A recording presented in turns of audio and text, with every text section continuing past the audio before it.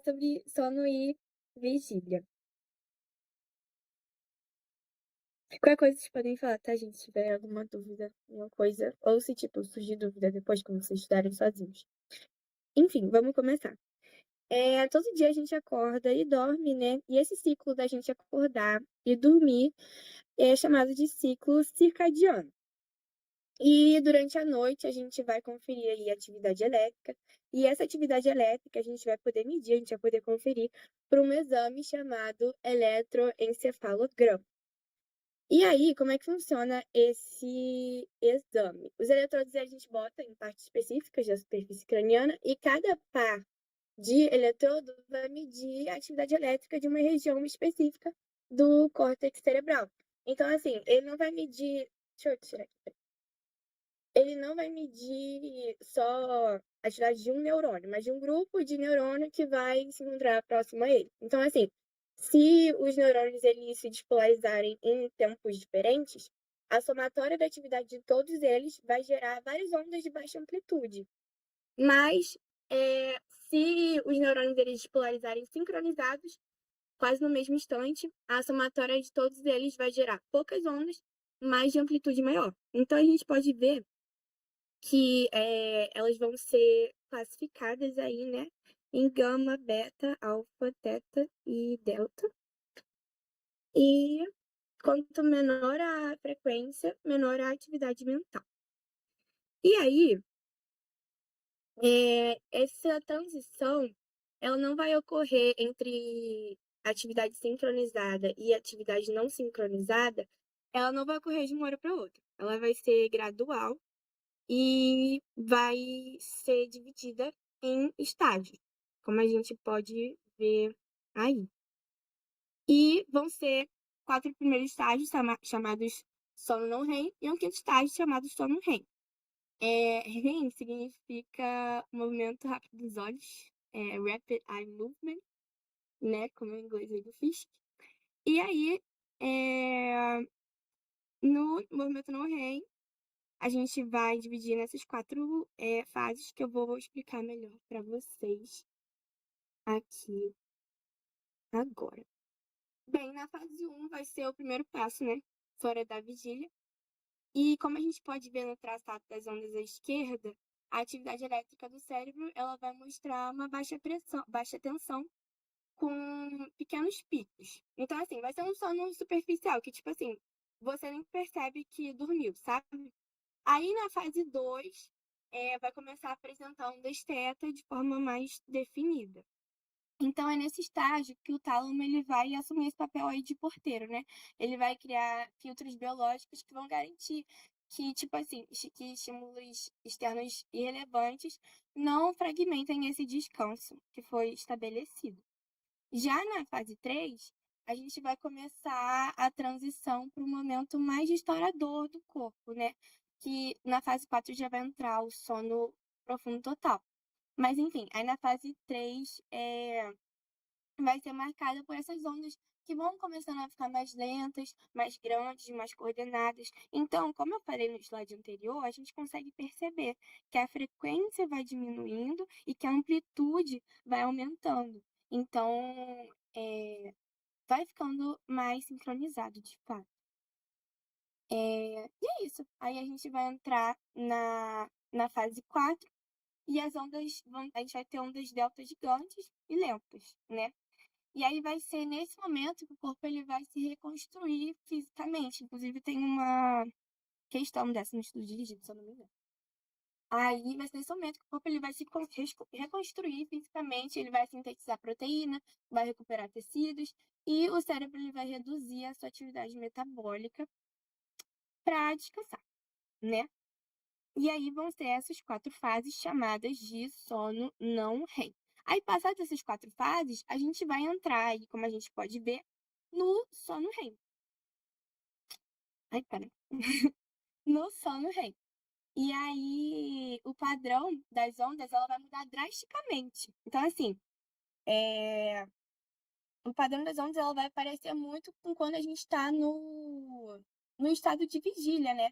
A frequência vai aumentar muito. Então, ela vai sair dessa lentidão delta e vai voltar a registrar ondas beta. Então, assim, vai ser chamado de sono paradoxal, porque por mais que a gente registre atonia muscular, é, a gente vai ter esse movimento rápido dos olhos, né? A gente vai ter grande frequência das ondas. E aí, uma dúvida que eu tinha, não sei se vocês também podem ter, a gente vê que o sono REM, ele vai aumentando, né? Porque, tipo assim, ó, peraí. Gente, socorro. Deixa eu pegar aqui a canetinha. Enfim, ai, a gente vai ter aqui, a gente vai ver aqui, ó, esse sono REM aqui, ele tá bem pequenininho, esse 2. Aí no oito a gente já vê que ele aumentou. Por quê? O corpo ele vai priorizar o descanso físico no início. E aí, conforme a madrugada avança e a gente chega na hora de acordar, as fases profundas elas vão desaparecer e o sono REM ele vai se expandindo e ficando cada vez maior. Então é por isso que, tipo assim, a maioria dos sonhos que a gente lembra de manhã, eles vão acontecer nos últimos ciclos da noite, quando a nossa atividade cerebral ela já vai estar no seu ponto máximo. Sobre os estágios, tinha isso para falar. Deixa eu ir pro próximo. Peraí.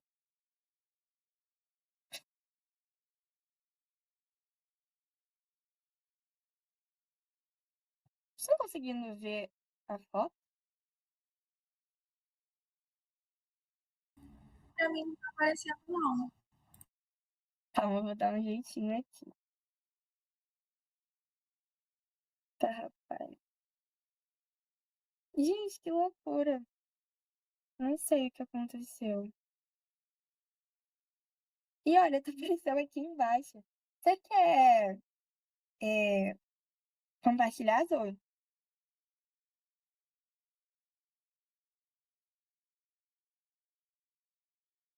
Tudo bem, não sei o que aconteceu. Não, relaxa.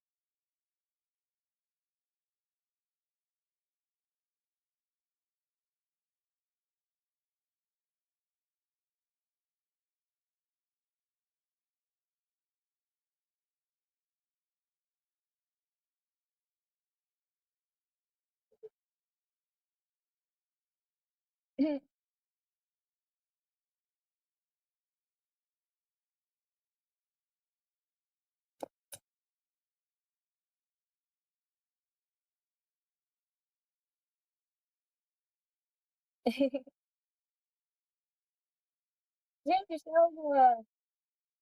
tem alguma dúvida em sono não REM, sono REM dos fases?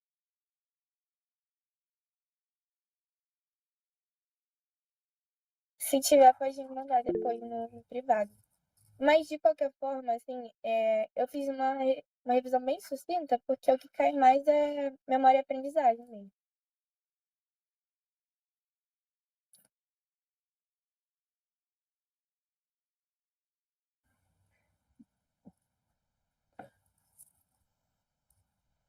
É No o vídeo, né? caso, no Pode falar. caso, durante a noite, o sono ele vai alterando, então, entre REM e não REM? É isso? Exatamente, exatamente. Ele Ah, vai tá. começar em não REM, e aí vai ter os estágios de REM que vão aumentando Entendi. conforme o passar da noite.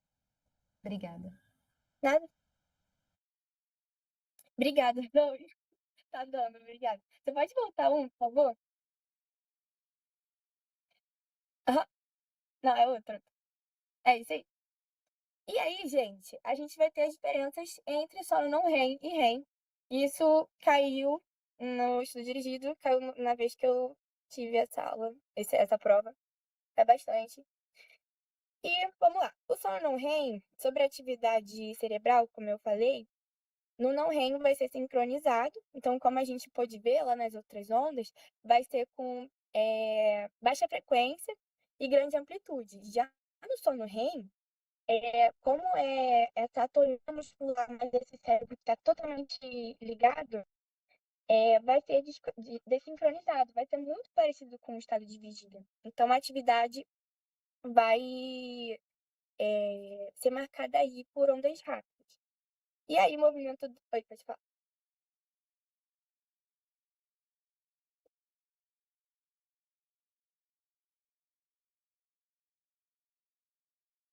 Clarinho, clarinho. Quando acontecer isso, pode falar, que pode não. Aí, ó. Ah, tá. Aí na atividade cerebral, é o que eu já tinha mostrado nos últimos slides. O sono não REM, ele vai ser marcado aí por essas ondas de baixa frequência e grande amplitude, né? Porque ele vai estar nesse sono profundo. Mas já no sono REM, vai ser totalmente sincronizado, vai ser muito parecido com a vigília. Então, vão ser aquelas ondas de grande frequência, mas baixa amplitude. Porque aí, enfim, o corpo não vai ter atonia muscular, só que o cérebro vai estar totalmente ligado. O movimento rápido dos olhos, a gente já falou várias vezes. No sono não REM, o movimento rápido dos olhos é raro, mas no sono REM é rápido e é frequente.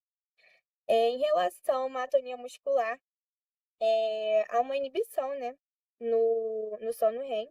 Então, a atonia total, paralisada. Já no sono não REM, vai estar com um tônus e a postura estável. Então, assim, tem uma questão no estudo dirigido sobre isso, né? Do aluno lá que fica sentado, não cai. Enfim. Sobre os sinais vitais. No sono REM, como assim? Como o cérebro, ele vai estar ativo, a gente vai ter sinais vitais, eles irregulares e instáveis. Mas já no sono não REM, a gente vai ter esses sinais vitais eles regulares, eles lentos, mais baixos, entendeu? E os sonhos no sono REM, eles vão ser assim, totalmente loucos. Os sonhos mais bizarros que você tiver vão ser no sono REM. Tipo assim, sei lá. Sei lá, sonhei com um dinossauro, tava comendo sorvete. Isso aí vai ser no sono REM, com certeza. Já no sono não REM, vai ser a consolidação, tipo, do seu dia a dia, sabe? Não vai ter nada não lógico, entendeu? Vai ser sonhos bem normais. E, gente, essa questão da ereção genital não precisa gravar, não. E aí é isso que eu já falei, né? Enquanto os músculos e os reflexos eles vão estar totalmente desligados, os olhos, os sonhos, os batimentos cardíacos, a respiração, eles vão estar frenéticos no sono REM. Pode botar pro próximo, por favor. Obrigada. Então, gente, por que que a gente dorme? A gente dorme por vários motivos, né? Como a gente pode ver aí no slide, a gente dorme para conservar energia, a gente dorme para regular a emoção, porque quando a gente dorme, a gente vai regular, né, o nível de cortisol. Gente, eu escuto errado, é cortisol.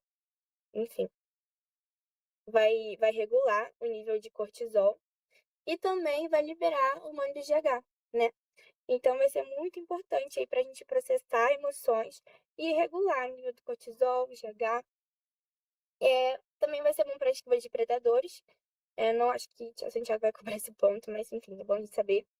É bom para restauração corporal, como eu falei, vai ser bom para síntese, para secreção de GH, para síntese proteica, para o reparo tecidual de macromoléculas.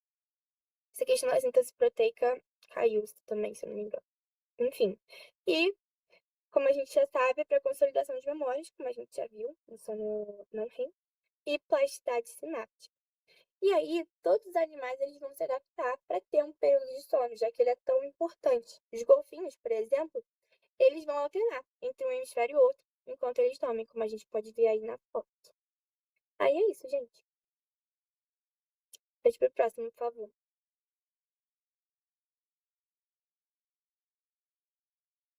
E o que que faz o nosso encéfalo dormir e despertar? O que que vai fazer com que haja essa periodicidade? Vai ser o núcleo supraquiasmático. Então, ele vai ocorrer igual tá aí na foto. A luz vai ser captada pelo olho e aí as células especiais na retina, que vão ser essas células fotoreceptoras, que a gente já estudou para P1, elas vão detectar a luz e enviar sinais para o cérebro.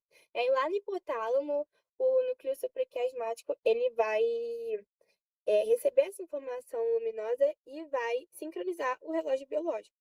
E aí vai sinalizar para a glândula pineal, e aí a glândula pineal ela vai produzir melatonina à noite. Então, assim, quando tem ausência de luz, tem produção de melatonina, e a melatonina ela vai induzir o sono. já pela manhã a produção vai diminuir. E aí, o que que acontece se tiver uma lesão no núcleo supraquiasmático? Esse relógio biológico, gente, vai quebrar, né? E aí vai causar perda da ritmicidade. Então, tipo assim, é, a pessoa vai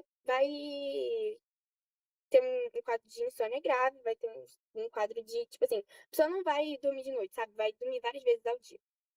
Meio que é isso, sabe? Não vai conseguir ter esse ciclo circadiano bem feito. Aí, pode ir pro próximo, por favor. Alô?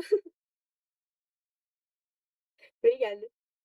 E aí, gente, a gente vem pra parte final já. Além do, do núcleo supraquiasmático, a gente vai ter outros elementos super importantes para fazer com que haja esse ciclo bem feito, né? Primeiramente, a gente vai ter a adenosina, ela vai ser como se fosse uma bateria, né, no nosso cérebro. Então, assim, conforme vai passando o dia, a gente vai gastando energia e a adenosina, ela vai acumulando, vai subindo o nível. E aí, quando ela chegar no topo, ela vai induzir um estado de cansaço profundo e vai forçar o cérebro a querer desligar. Aí, tipo assim, por exemplo, o café, ele vai bloquear a adenosina. Ele vai enganar o cérebro pra ele achar que ainda tem essa bateria, né?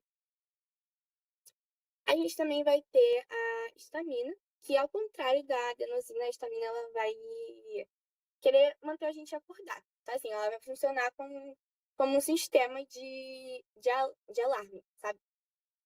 E aí é por isso que, tipo assim, quando a gente toma antialérgico é antihistamínico. A gente sente muito sono, porque a gente desliga esse alarme.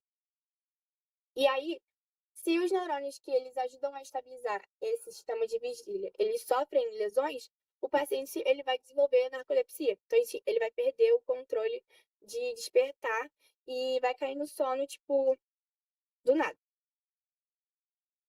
E aí tem bem explicado aí, gente. Eu tô falando de uma maneira mais informal. E aí, como é que o sono REM ele vai começar? Ele vai começar pela acetilcolina. Então, assim, no sono REM, o cérebro ele vai parecer acordado, como a gente tanto viu. E esse aumento drástico de acetilcolina que vai vir do tronco encefálico, ele vai ativar o neocórtex no meio da noite. Então, assim, ele vai dar o sinal de largada pro sono REM e os sonhos aí mais doidos, eles vão entrar em cena. E aí, pode passar pro próximo, por favor? Obrigada. Enfim, gente, aí falamos aí da acetilcolina. E aí, como é que o sistema de recompensa tem a ver com isso tudo?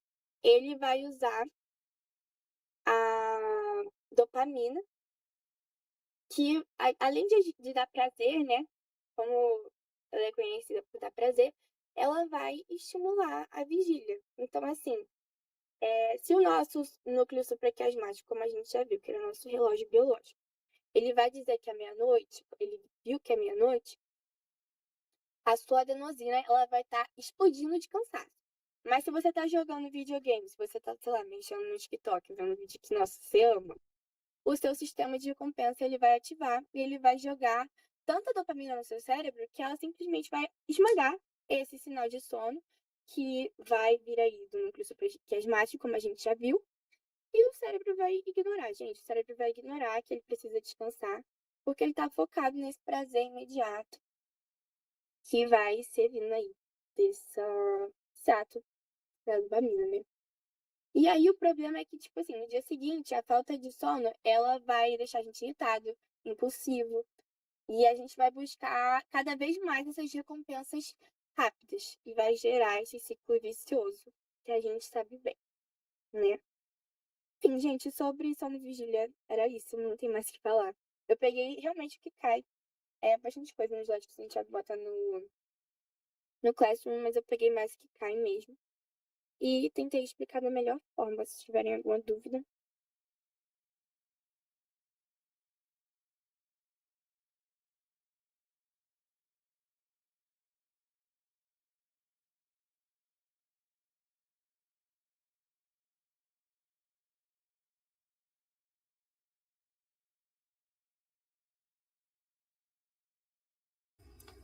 Oi, pessoal, boa noite.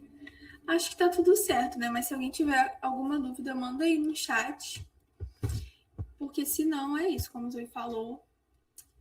Hoje eu vou ficar com o estudo dirigido. Acho que tá tudo certo, né? Vou compartilhar a tela aqui.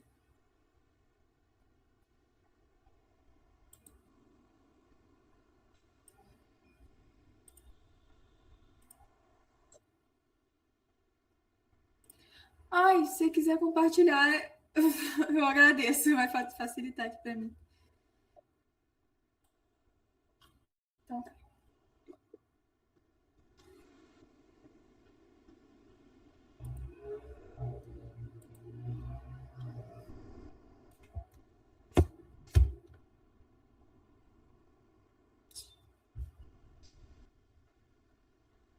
Isso. Então, pessoal, é isso. Boa noite de novo. Agora sim, vamos começar oficialmente.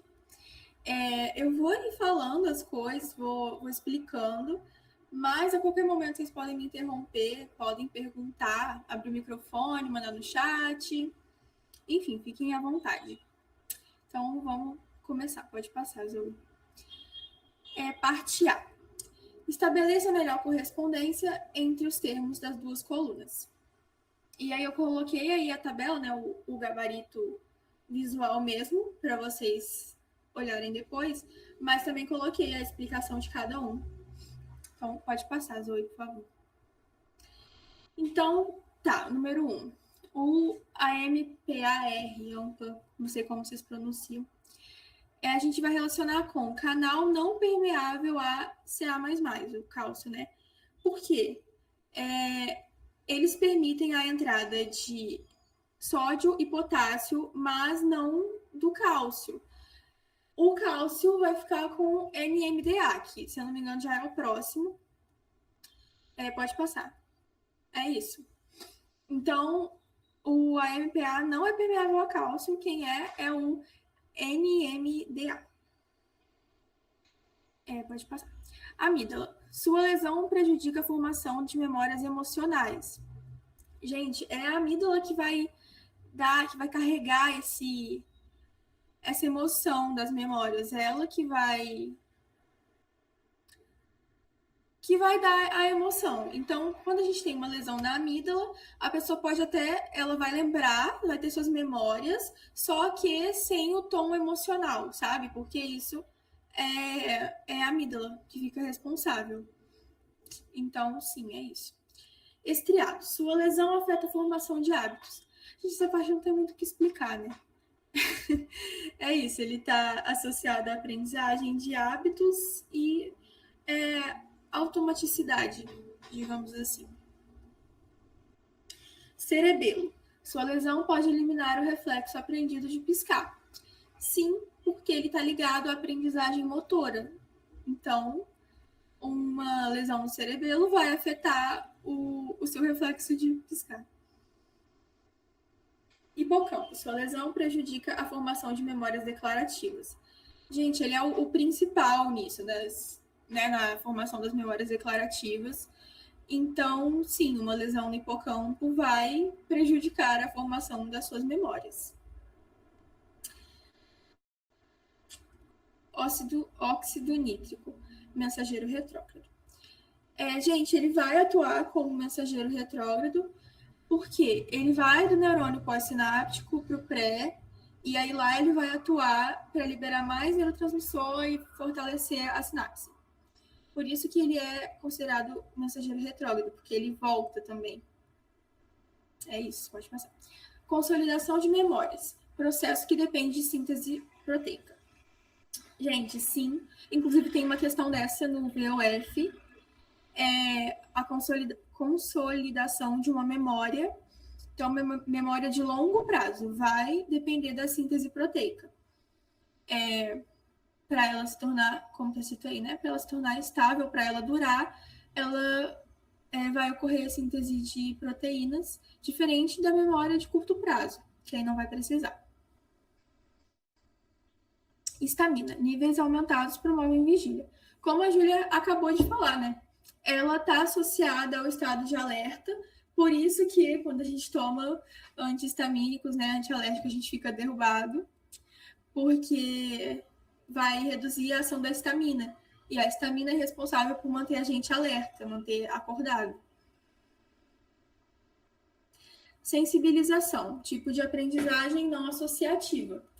O que é a sensibilização? Aumento da resposta a um estímulo. Então, depois de ficar meio que insistindo, né, a gente tem aquele estímulo várias vezes, então a resposta vai ser aumentada. Essa aqui é a sensibilização. E é não associativa porque a gente não está associando dois estímulos. A gente está indo sempre no mesmo. LTP, processo de reforçamento sináptico descoberto no hipocampo. A LTP, potenciação de longa duração, é um fortalecimento das sinapses e está muito associado ao aprendizado, à memória. E sim, foi estudado no hipocampo, foi descoberta lá, mas não quer dizer que acontece só no hipocampo. Essa também é uma questão que a gente vai ver mais para frente. Tétano, estimulação continuada de alta frequência. O tétano, estimulação tetânica, é uma estimulação repetida usada para induzir a LTP. Adenosina, molécula que induz o sono, como a Júlia de novo acabou de falar, ela vai se acumulando ao longo do dia, por isso que quando chega no final a gente está super cansado, morrendo de sono, porque a adenosina foi se acumulando ali. E essa parte é muito interessante, porque a cafeína tira o nosso sono, né? Ela atua bloqueando os receptores de adenosina. Então, por isso que a gente fica mais alerta. Célula de lugar, encontrada no hipocampo de roedores. As células de lugar ficam no hipocampo e elas disparam quando o animal está no local específico do ambiente. Células de grade, encontrada no córtex entorrinal de roedores. Elas também ajudam no mapeamento ali do lugar, é como se fosse nosso GPS ali. Agora a parte B, gente. Essa parte que é mais complicadinha, né? As seguintes questões contêm 3 afirmativas que podem ser verdadeiras ou falsas. Existem várias combinações. Responda V ou F para cada uma delas. E aí tem aquele... O que o Santiago faz para corrigir, né? Que 3 você ganha a questão inteira, se acerta 2 você ganha metade, se acerta 1 você não recebe pontuação. Então vamos lá. 1. Em relação ao caso HM, é possível afirmar que, após a cirurgia, HM era capaz de aprender normalmente a tarefa de desenho espelhado. B. Entre as estruturas usadas em HM se encontravam hipocampo e amígdala. E C. Tinha afetada a memória de trabalho. Então, pode passar, Zoe. Vamos relembrar, bem resumidamente, o caso HM, né? Que o Zoe explicou. Então, depois voltem lá, gente, assistam a monitoria, que está bem mais completa, que eu só resumi mesmo para a gente entender as respostas. Mas ele tinha epilepsia, né? E aí, como uma tentativa de tratar, ele participou de uma cirurgia e teve parte dos lobos temporais mediais removidos, o que incluía o hipocampo, partes do córtex entorrinal e amígdala. E aí, depois da cirurgia, ele desenvolveu amnésia anterógrada grave. Ele não conseguia formar novas memórias declarativas. Então, basicamente, bem resumido, esse é o caso. Agora, vamos ver. Letra A. Após a cirurgia, HM era capaz de aprender normalmente a tarefa de desenho espelhado. Gente, essa aqui é verdadeira. É uma das grandes descobertas, foi assim que eles perceberam que a gente tem tipos de memórias diferentes. Por quê? Apesar da memória declarativa ter sido afetada, ele ainda ele conseguia aprender as coisas, né? A memória procedural não foi afetada. Então, ele não lembrava que ele tinha treinado, ele achava que era a primeira vez que ele estava desenhando ali, mas não era a primeira vez, e ele ia melhorando nisso, sem perceber, sabe? Ele não lembrava que já tinha treinado, mas ele estava melhor. Então, essa memória de hábitos, né, a memória motora, digamos assim, foi preservada, porque ele ia melhorando nisso. E por quê? Porque elas são partes diferentes do cérebro que participam dessas memórias. Então, por isso que uma foi afetada e a outra não. E eu coloquei ali um lembrete do que é a memória procedural, né, que não foi afetada. É um tipo de memória implícita de longo prazo, responsável por armazenar habilidades motoras e cognitivas. Então, é isso. Ele conseguia aprender mesmo que não lembrasse que ele estava aprendendo. Sabe? Deu para entender? Me confirmem aí. Se tiverem dúvida, podem perguntar. Então tá. B. Entre as estruturas lesadas em HM se encontravam hipocampo e amígdala. Sim, ele na cirurgia, né, foram removidos. Como eu coloquei lá no resuminho, estruturas do lobo temporal medial que incluíam a amígdala e o hipocampo, e também o córtex entorrinal. Aí é só um extra para vocês lembrarem na hora da prova que o hipocampo é a parte mais importante, por isso que ele teve a memória declarativa afetada, mas a amígdala também é afetada. E é a amígdala que vai atribuir a emoção às experiências dele, às memórias, né? C. Tinha afetado a memória de trabalho. Essa questão é falsa, também pode ser uma pegadinha, porque o que foi afetado foi a memória de longo prazo. Mas a memória de trabalho, que também coloquei ali o que é, para a gente relembrar, que é basicamente essa memória de curtíssimo prazo, sabe? Por exemplo, quando a gente está conversando, você está conversando com alguém, e a pessoa faz uma pergunta, e enquanto você formula a resposta, você lembra da pergunta da pessoa, sabe? Acabou de acontecer. Ou quando você tem que decorar alguma coisa muito rápida para anotar e não esquecer. Isso é memória de trabalho, essa memória muito curta. Então, essa memória não foi afetada. Ela foi relativamente preservada. Se alguém distraísse ele na hora, ele já esquecia. Mas, assim, na hora ali, ele conseguia lembrar das coisas. Por quê? Porque a memória de trabalho está relacionada ao córtex pré-frontal. E o córtex pré-frontal não foi afetado, não foi removido na cirurgia. Então, por isso, ela não foi afetada. Agora, 2. Em relação à lei de Hebb. Gente, não vou ler as questões, porque depois eu vou ler uma por uma, então pode passar. Relembrando que a lei de Hebb, neurônios que disparam juntos fortalecem sua conexão.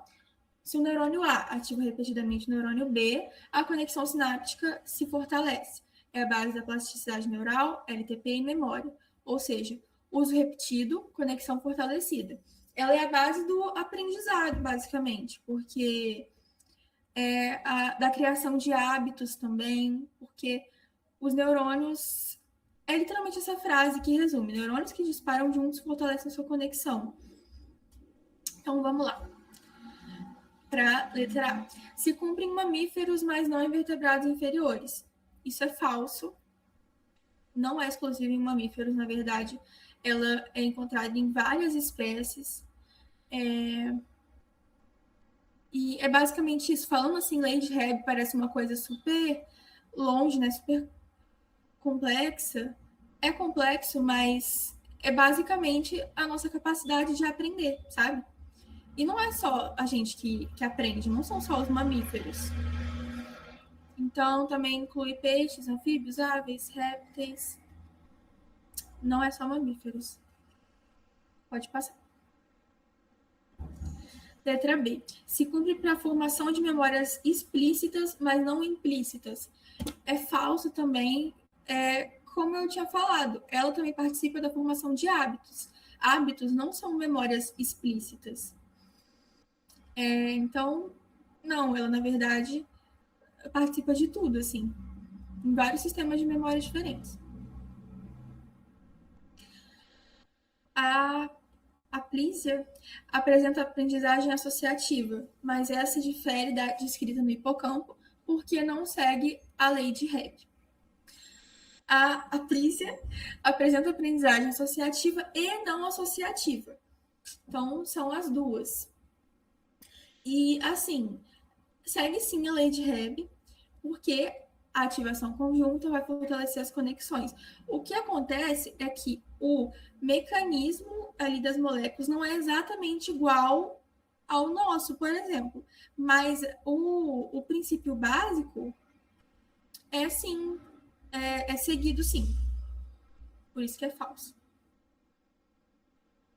3. Em relação às memórias declarativas. O que são memórias declarativas? Fatos, eventos que a gente consegue acessar conscientemente. Por exemplo, o que você almoçou ontem, qual é a capital da França, e está totalmente ligada ao hipocampo. Pode passar. Letra A. Sua formação depende de modulação por noradrenalina e serotonina. Essa questão aqui pode ser uma pegadinha, porque não está falando que depende exclusivamente de modulação por noradrenalina e serotonina. Porque, assim, elas não vão ser as principais. A principal, nesse caso, vai ser a acetilcolina. Glutamato também, mas até mais acetilcolina. Só que noradrenalina e serotonina também participam, também vão modular a formação das memórias. Então, por isso que essa é verdadeira. A noradrenalina vai ser importante porque ela vai aumentar a nossa atenção. Então, assim, a gente consegue lembrar mais facilmente das coisas, né? Vai influenciar a plasticidade. A serotonina também vai participar da plasticidade sináptica, nos processos de aprendizagem. Então, assim, se tivesse escrito sua formação depende exclusivamente, seria falso, porque tem acetilcolina e glutamato. Mas também depende de noradrenalina e serotonina. B. A formação de memórias declarativas depende de modulação por acetilcolina. Como eu acabei de falar, essa é verdadeira. A acetilcolina vai ser a principal, assim, ela é muito importante para a nossa atenção, para a nossa aprendizagem e para a gente consolidar as nossas memórias. Coloquei aqui, que acho isso importante para a gente entender a importância da acetilcolina, que no Alzheimer a gente perde esses neurônios que usam a acetilcolina como neurotransmissor. E aí por isso que a pessoa tem déficit de memória. E muitos medicamentos para Alzheimer tentam aumentar a acetilcolina. C. O termo amnésia se refere à perda desse tipo de memória. Essa é verdadeira. É uma questão, assim, bem generalista, porque a amnésia é muito ampla, né? Mas Santiago coloca como verdadeira. E... Eita, tem 15 minutos. Talvez como uma tentativa de dar uma simplificada para a prova, ou que ele se baseia muito na neuropsicologia mais clássica. Então, vai ser verdadeiro, sim. Porque, geralmente, quando a gente fala em amnésia, assim, na maior parte, a gente está se referindo à perda na memória declarativa. Então, dependendo da forma como você enxerga essa questão, pode ser falsa. Mas Santiago vai colocar como verdadeira. Agora, vamos para a questão de VOF. Eu vou começar aqui. A gente, com certeza, vai ter que criar outra sala. Então, vocês voltem para a gente terminar. Quando estiver quase acabando aqui, eu vou parar e aí depois a gente cria outra sala, tá bom? Então, tá. 1. A LTP é um processo que se apresenta no hipocampo, mas não em áreas corticais. Essa questão é falsa, como eu falei lá no início. Ela foi descoberta no hipocampo, mas nada a ver, não é só no hipocampo que acontece. Ela está muito ligada à memória declarativa, então por isso que ela tem essa relação, mas tem, assim, várias áreas do nosso cérebro. Ela é um mecanismo geral de plasticidade neural, muito importante. 2. A memória de curto prazo depende de síntese proteica. Essa é falsa. São mudanças muito temporárias ali. O que vai depender da síntese proteica são as memórias de longo prazo. Pode passar. 3. As alterações celulares que explicam a aprendizagem se concentram nos neurônios pós-sinápticos. Essa questão é falsa. Muitas mudanças acontecem no neurônio pós-sináptico, sim, mas é errado a gente falar que a aprendizagem depende só dele. Então, também temos alterações pré-sinápticas, tipo aumento da liberação de neurotransmissores, mudanças de eficiência, ação do óxido nítrico, enfim. 4. Correlatos de memória de trabalho têm sido encontrados no córtex pré-frontal, mas não em outras regiões do córtex associativo. Essa também vai ser falsa, porque sim, o córtex pré-frontal está muito relacionado à memória de trabalho, mas não é a única região. É por isso que está errado, porque só tem sido encontrado no córtex pré-frontal? Não. Realmente tem sido encontrado em outras áreas. Coloquei aqui exemplos como o córtex parietal e áreas temporais associativas. Então, ela envolve toda uma rede, não é só o córtex pré-frontal. 5. É uma característica do receptor para glutamato tipo NMDA ser ativado por magnésio 2+ intracelular. Essa questão é falsa, na verdade é o contrário.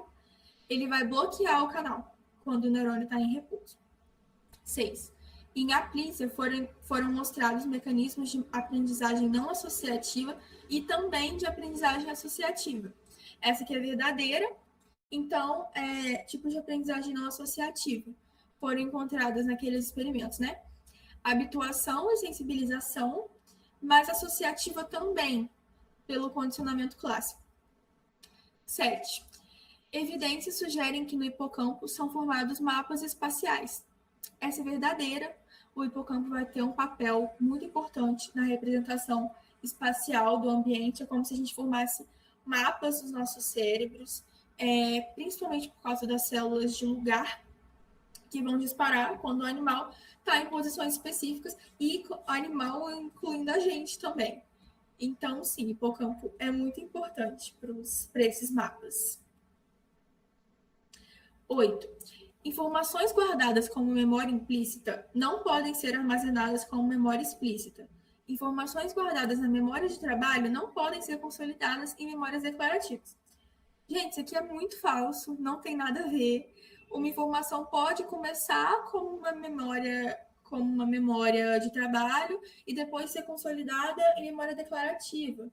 Ou, tipo, o exemplo que eu coloquei, andar de bicicleta, que a gente lembra conscientemente, ou seja, memória implícita, mas a gente também consegue, quem sabe andar, também consegue andar sem você estar pensando naquilo, é automático porque você já aprendeu. Então, também é memória implícita. Então, isso não tem nada a ver, que uma não pode ser outra. E se fosse assim, a gente não ia aprender mais nada, não teria mais consolidação de memórias, porque é assim, né? A memória de longo prazo começa com uma memória de curto prazo que vai ser consolidada. Então, enfim, isso é falso. 9. Lesões de hipocampo em roedores e em humanos prejudicam a navegação espacial. Essa é verdadeira, está muito relacionada com aquela, né, que eu acabei de ler, que o hipocampo participa desses mapas espaciais. Então, sim, lesões do hipocampo vão prejudicar essa navegação espacial. Pode passar. 10. Memória episódica e memória de fatos podem ser distinguidas porque mostram diferente resistência a lesões do lobo temporal. Essa é verdadeira. Por quê? A memória declarativa, ela tem uma subdivisão, que é memória episódica, que são basicamente experiências pessoais, e semântica, fatos e conhecimentos gerais. Lesões do lobo temporal medial geralmente afetam mais a memória episódica do que a semântica. Então, foi assim que descobriram que são diferentes, né? E é isso, enquanto uma é prejudicada, a outra não é. 11. Mudanças morfofuncionais na amígdala cerebral explicam a aquisição da resposta de medo. Essa é verdadeira. Como eu falei também, a amígdala está muito ligada a essa parte emocional das memórias, ao medo. Está super ligada, super relacionada. Então, quando um estímulo é inicialmente neutro é repetidamente associado a algo aversivo, vão ocorrer mudanças na amígdala, e aí da próxima vez, né, que a pessoa encontrar com esse estímulo que antes era neutro, ela já vai ter medo. E a amígdala está super relacionada a isso. 12. Não tem sido possível determinar em ratos a localização de engramas. Isso é falso, gente. O que são engramas? É um conjunto de neurônios envolvidos no armazenamento de uma memória. Então, sim, existem evidências de que existem engramas em ratos, que eles também têm memórias. 13. O óxido nítrico é um sinal químico que atua em neurônios pré- e pós-sinápticos. Essa é verdadeira. Ele vai ser o mensageiro retrógrado, né? Porque ele é um gás, então ele não fica preso nas vesículas sinápticas. Ele consegue voltar muito facilmente. Então, ele é produzido no neurônio pós-sináptico, ele vai voltar, vai aumentar a liberação de neurotransmissores e passar. Então, sim, ele vai atuar dos dois lados. 14. O Prime se caracteriza por promover a formação de memórias de longa duração. Essa que vai ser falsa. O que é o priming? É quando a gente é exposto a um estímulo e aí ele vai estimular suas respostas futuras sem que você perceba, na maioria das vezes, né? O foco do priming é a facilitação do processamento, tipo, não está ligado com a consolidação de uma memória, né? Não vai virar memória de longa duração. 15. Pacientes com mal de Parkinson têm comumente afetado a formação de novas memórias semânticas. Essa é falsa, porque o Parkinson afeta principalmente os gânglios da base, o estriado. Então, o estriado está ligado com essa parte mais motora, né? Com hábitos, automatização. Então, essa parte que vai ser mais afetada. Como a formação de memórias semânticas depende mais do hipocampo e do lobo temporal medial, geralmente essas memórias não são afetadas em pacientes com Parkinson. A não ser que a pessoa esteja num caso muito avançado, assim, mas geralmente não vai ser afetado, não. 16. Pacientes com Alzheimer têm dificuldade em formar memórias de hábito. Essa é falsa, porque no Alzheimer, geralmente o que está comprometido é o hipocampo e vai se relacionar com a memória declarativa. Então, a memória de hábito, que é a memória procedural, geralmente fica mais preservada, porque, como eu falei agora no anterior, geralmente ela está ligada ao estriado, aos gânglios da base. Então, não está necessariamente relacionado, não. Pacientes com Alzheimer podem continuar aprendendo hábitos. 17. Prosopagnosia, uma incapacidade de reconhecer faces familiares, pode resultar de lesão no córtex inferotemporal em seres humanos. Essa é verdadeira. Não tem muito o que explicar, gente. É isso aí, é verdadeiro. 18. Quando uma célula nervosa é estimulada seguidamente através de aferentes específicos, passará a responder de forma aumentada a qualquer outro estímulo. Essa aqui é falsa. No início, assim, da frase, né, acho que seria o quê? Uma sensibilização, mas esse final, de forma aumentada a qualquer outro estímulo, não. O aumento da resposta vai ser aquele estímulo que foi seguido, que foi contínuo. O nome disso é especificidade sináptica. Não quer dizer que qualquer outro estímulo vai ter uma resposta maior. 19. Um paciente com lesão de hipocampo poderá não reconhecer uma pessoa numa fotografia, mas poderá reagir emocionalmente a essa. Essa é verdadeira, porque, de novo, por causa da amígdala. Essa é uma parte muito importante, né? Entender essa diferença, que o hipocampo está ligado à memória declarativa e a amígdala participa das emoções. Então, é isso. Às vezes a pessoa não vai lembrar da pessoa, não vai lembrar exatamente daquela situação, mas ela pode lembrar do sentimento, digamos assim, sabe? Relacionado àquela pessoa. Porque a emoção está mais ligada à amígdala. 20. Uma lesão de amígdala interfere comumente na formação de memórias emocionais, que é o que eu acabei de falar. Essa é verdadeira, porque ela está ligada a sensações. 21. Uma lesão de hipocampo afeta memórias explícitas, mas não memórias implícitas. Essa vai ser verdadeira. E como um grande exemplo, né, a gente tem o caso do paciente HM, que é muito importante na matéria dessa prova, que é o caso dele. Ele teve o hipocampo afetado, né, na cirurgia e afetou as memórias explícitas dele, mas não implícitas. Por isso ele conseguia aprender ali, tipo, aquela atividade do desenho, mesmo sem lembrar que ele estava aprendendo. 22. Uma lesão do estriado se caracteriza por suprimir reações de medo condicionado. Essa é falsa, porque esse medo condicionado está ligado à amígdala e não ao estriado. O estriado está ligado aos hábitos, à parte motora, à automatização. Então, não tem nada a ver, não. 23. Uma lesão do hipocampo se caracteriza por produzir amnésia retrógrada. Essa é falsa, mas também fica meio aberta, assim, como várias questões a gente tem que pensar em qual... Isso é o tema da chamada? Não, falta 2 minutos. A gente tem que pensar em qual linha o professor está seguindo, está querendo seguir, né? Então, aqui o Santiago vai considerar falso. Mas é isso, tipo, não é a principal característica de uma lesão do hipocampo, sabe? Pode passar.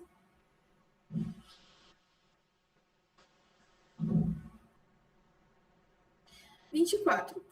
Alguns genes apresentam maior expressão durante o sono e podem contribuir para mecanismos de plasticidade sináptica que complementam aqueles mais prevalecentes durante a vigília. Verdadeiro, porque no sono está acontecendo muita coisa aqui no nosso corpo, no nosso cérebro. Então, isso é o que a Júlia falou, né? Alguns genes vão estar mais ativos durante o sono. Então, sim, isso é verdadeiro. 25. Sonhos acontecem apenas durante o sono REM. Essa aqui é falsa, mas o Santiago costuma focar bastante nisso, de que os sonhos acontecem principalmente no sono REM. A gente sabe hoje em dia de que também existem sonhos no sono não REM, mas não são iguais aos do sono REM, não são tão vívidos, tão nítidos. São umas coisas assim, no sono não REM, são mais fragmentados, umas coisas mais nada a ver, mas também existem, embora sejam diferentes e mais raros do que no sono REM. Então é isso, gente, como o Zoe falou aí, vou parar por aqui e criar uma nova chamada para a gente finalizar, tá bom?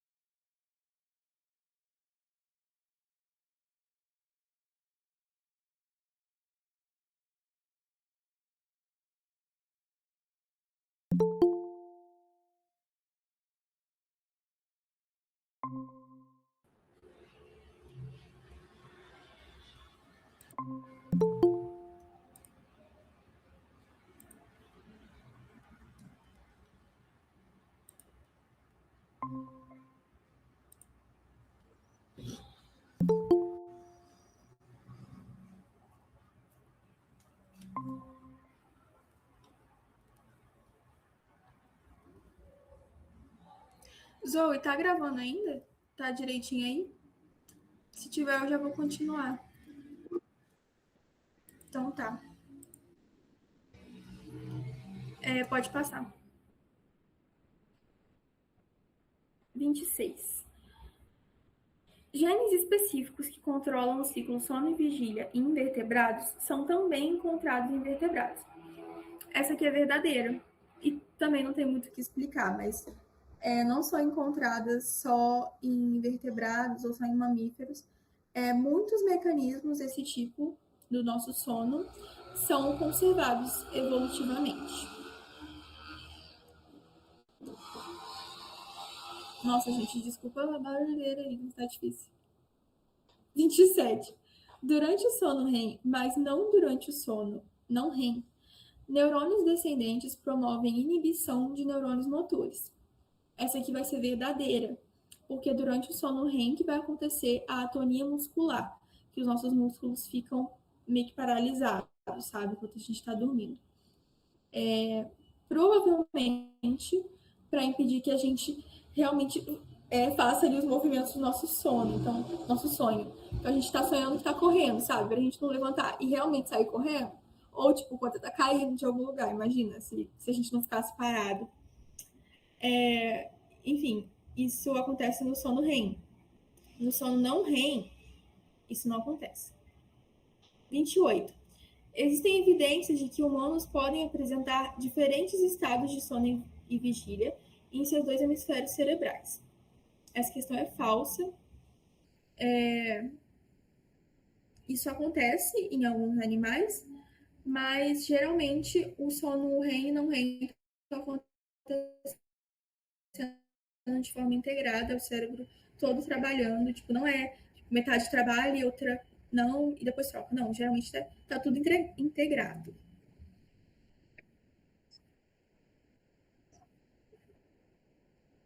Posso sim. Essa questão é falsa, porque geralmente isso acontece com alguns animais, de tipo, metade do cérebro está trabalhando enquanto a outra está dormindo, digamos assim. Mas no ser humano, esse é um processo global, assim, o cérebro todo está trabalhando enquanto a gente está dormindo. Acontece de forma integrada. Isso. Pode passar. 29. Em humanos, o ciclo sono-vigília de 24 horas é menor do que o ciclo registrado sem pistas ambientais. Essa é falsa, porque sem pistas ambientais, então assim, se a gente não tivesse um relógio, se a gente não estivesse vendo se lá fora está de dia, se está de noite, o nosso ritmo circadiano seria um pouco maior do que de 24 horas, como se o natural fosse, entre muitas aspas, fosse um pouco maior do que 24 horas. 30. O núcleo supraquiasmático sintetiza melatonina, molécula que modula o ciclo sono-vigília. Essa é falsa e pode acontecer uma confusão, porque o núcleo supraquiasmático que vai regular o ritmo circadiano, mas não é ele que vai produzir a melatonina. Quem produz a melatonina é a glândula pineal. 31. Estudos em humanos mostram que a privação do sono REM não produz prejuízo psicológico importante durante o dia. Gente, essa questão aqui, o Santiago colocou como falsa. Mas, assim, eu acho que eu vou ter que falar com ele, porque se a gente se basear no capítulo do livro que ele usa como base, essa questão seria verdadeira. Porque, assim, não é que não produz prejuízo a privação de sono REM, porque a pessoa vai ficar muito mais cansada, então vai ficar, sei lá, mais irritada, vai ter um aumento de sono REM depois, né, um efeito rebote, mas nesse capítulo vai falar que não produz esse grande prejuízo psicológico como se imaginava, sabe? Então, seria verdadeira, mas ele coloca como falsa, que produz sim prejuízo psicológico importante. Então, assim, monitores, se vocês quiserem opinar, mas é isso, a gente considera a resposta do Santiago, porque ele colocou essa como falsa. É isso aí.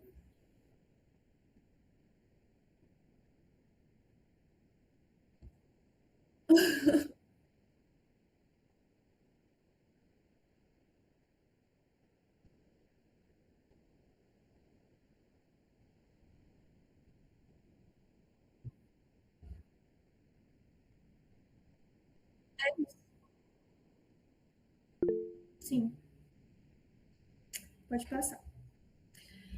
32. Durante o sono REM, mas não durante o não REM, neurônios descendentes promovem a inibição de neurônios motores. Essa é verdadeira e está repetida, já tinha ido em outro número.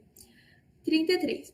Se o núcleo supraquiasmático de um hamster que tem um ciclo circadiano de 20 horas for transplantado para um hamster que tem um ciclo de 24 horas, a atividade desse último apresentará o ciclo do primeiro. Isso é verdadeiro porque foi descoberto que o núcleo supraquiasmático é o relógio biológico central. Então, se você troca de um hamster para o outro, vai acontecer isso. Um vai apresentar o ciclo do outro. 34. Ao longo de uma noite de sono, o tempo passado nos estágios mais profundos do sono não REM vai sendo reduzido, enquanto dos estágios de sono REM vai sendo aumentado. Essa é verdadeira. Então, nos primeiros ciclos, o nosso sono nós temos mais sono profundo. E aí ele vai diminuindo até a gente acordar. Por isso que a gente sonha mais perto da manhã, né? No final da noite. Enfim. Pode passar. 35. Quando um estudante dorme em sala de aula, mas permanece sentado, pode-se deduzir que está na fase REM. Essa questão é falsa, muito interessante também. Por quê? Só lembrar da atonia muscular, que acontece no sono REM. Se ele está sentado, ele não tá, os músculos não estão paralisados, então ele não está no sono REM. E por último, 36. A orexina é um peptídeo produzido no núcleo hipotalâmico que promove o sono. Essa questão vai ser falsa, porque é o contrário. A orexina vai promover vigília. Ela é produzida no hipotálamo lateral, mas ela vai ajudar a manter a gente em estado de alerta. E ela não vai promover o sono. E a deficiência da orexina está associada à narcolepsia, que a pessoa não consegue, né, se manter ali acordada. Vai ter episódios súbitos de sono. Agora a parte C, essa é a parte das questões discursivas, né?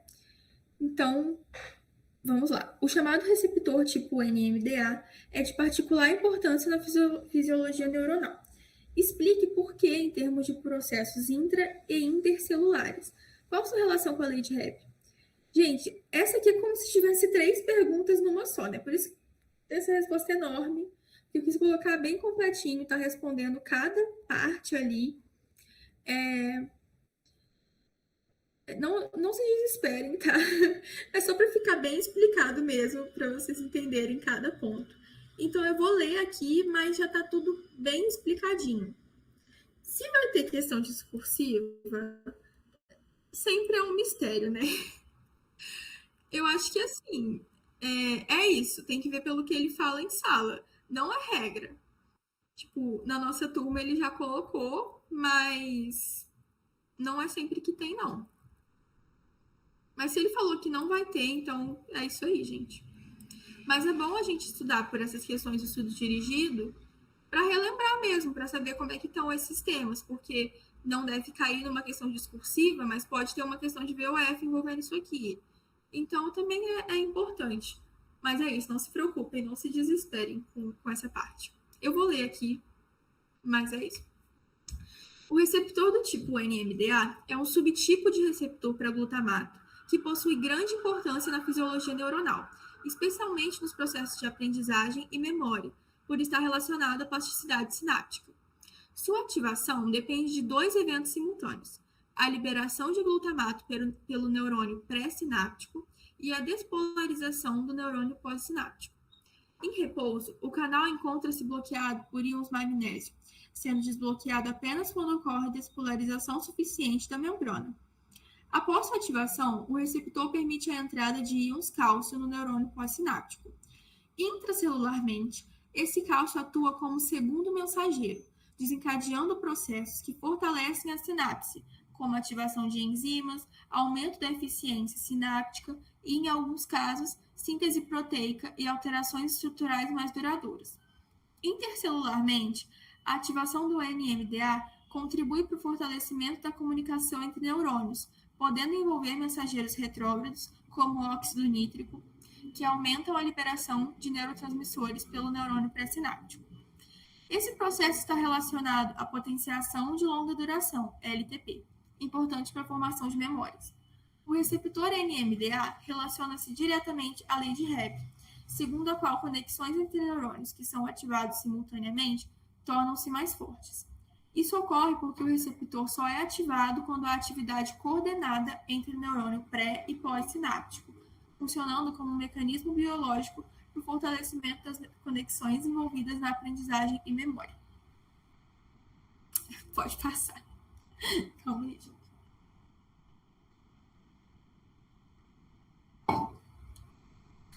Faça uma descrição das capacidades mnemônicas do paciente HM após a cirurgia a qual foi submetido e interprete essa condição. Então, gente, mesma coisa. Como o Santiago falou que não vai cair questão discursiva, não se preocupem em decorar.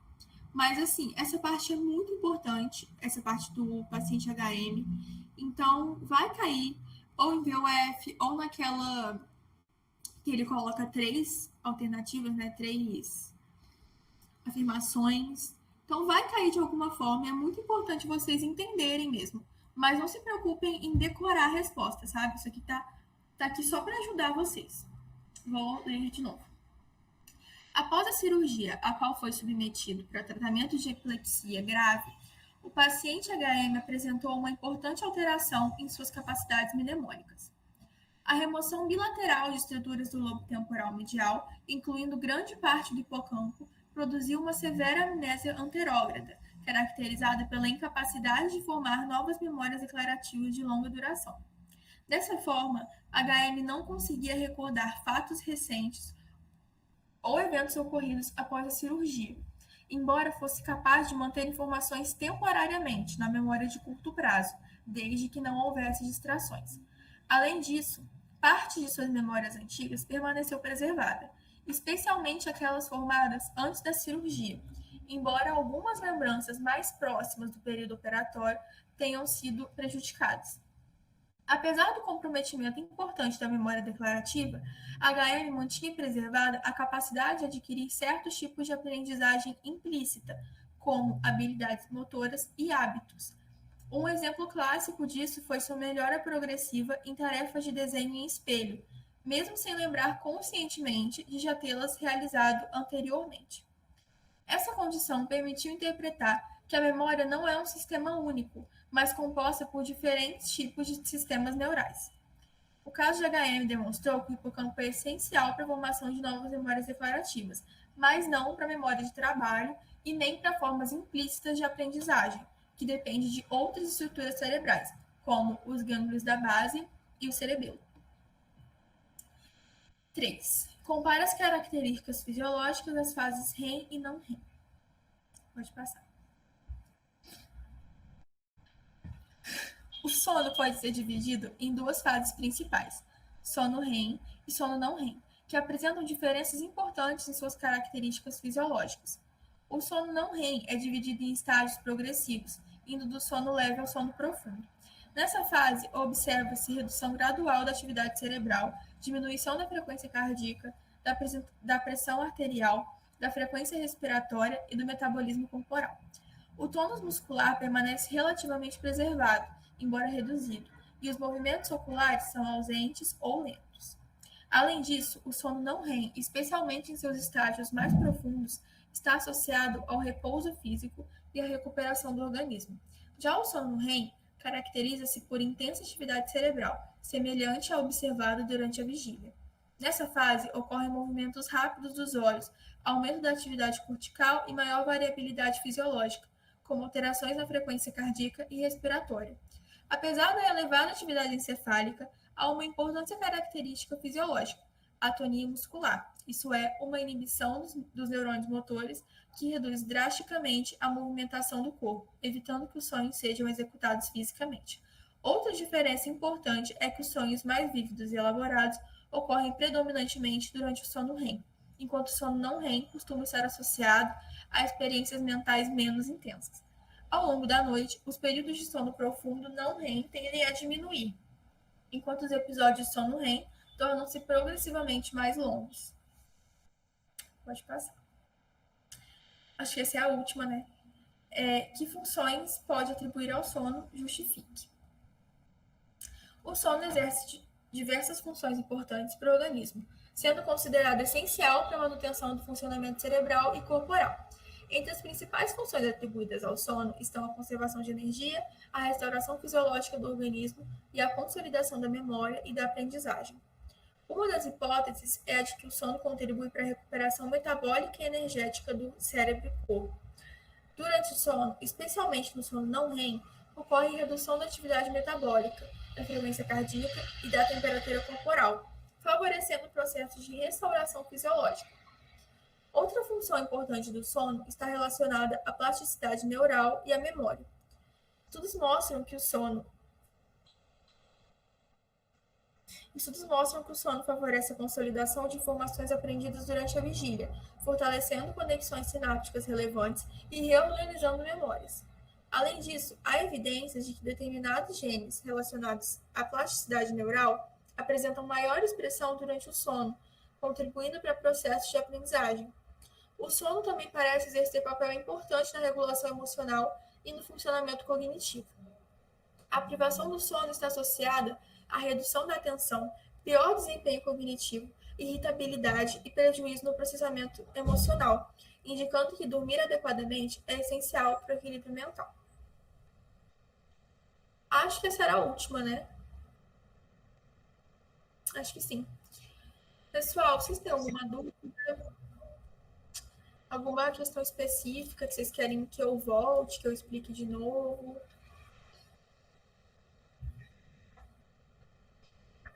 Podem. Eu queria só que explicasse a parte do AMPA e NMDA. Só essa parte que não ficou muito clara assim para mim.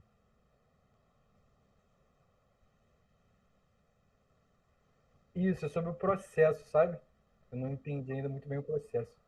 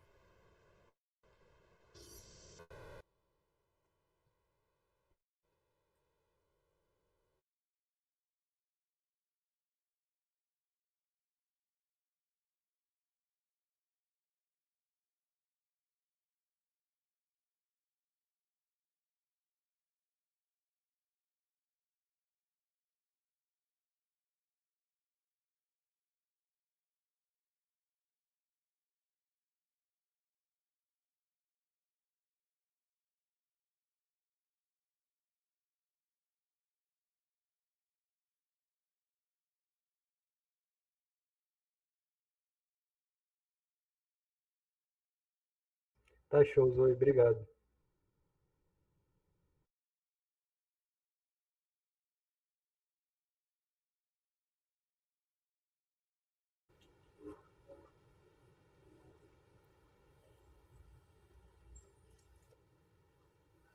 Acho que sim. Ou no nosso privado também, no grupo, podem mandar.